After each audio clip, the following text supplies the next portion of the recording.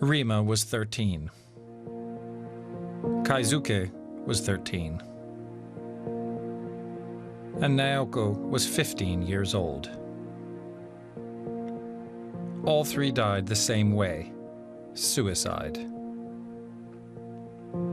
They were three of almost 600 minors in Japan who took their own lives within a year, most often because of bullying at school. Help is hardly available for them. But it can be found here, in this free alternative school in Tokyo. Traditional state schools are mirror images of society, says director Kaiku Okuchi. She maintains that state schools promote peer pressure and not the individual, and that students cast out by their peers no longer feel human. In Japan, normal is considered a good thing. But what is normal? Here it's about the majority. We do not accept that each person is different, has individuality. It is different in the West. Cyberbullying is also spreading in Japan through messaging apps like Line. In smartphone group chats, it is all too easy to target specific people. The messaging app is extremely popular with Japan's youth, with terrible consequences for some bullying victims. Line is based in Tokyo and boasts 70 million customers in Japan. But the suicides have been tainting the company's image, forcing it to respond by setting up an anti-bullying task force. Children often spend many hours at a time on their smartphone, and at first most are oblivious to any danger. That's why they need to know that they can be targeted. They need to know about bullying.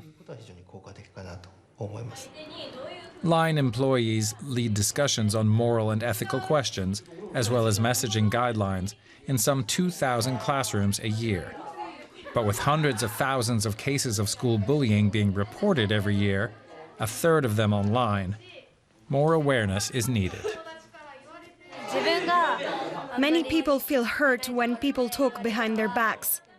That's why I think you shouldn't do it. In group chats, people can get upset if someone says something carelessly. That's no reason to immediately leave the group. It would be better to help those concerned. Japan's schools are pressure cookers. Here, the continual tests and cramming for exams must be endured without complaint. The intense frustration generated by that pressure is often vented in the form of bullying. Parents who lose a child through suicide, like this father, receive little support from the state.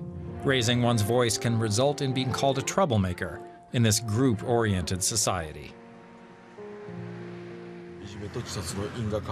Even today, the school asserts that there is no connection between suicide and bullying. They're just looking out for themselves. They never thought about the death of my son. They only thought about the trial. He believes that bullying is being systematically hushed up, that teachers are turning a blind eye to protect their careers. Here in Japan, social harmony can seem more important than truth. But as long as the nation continues to be in denial, children will continue to take their own lives.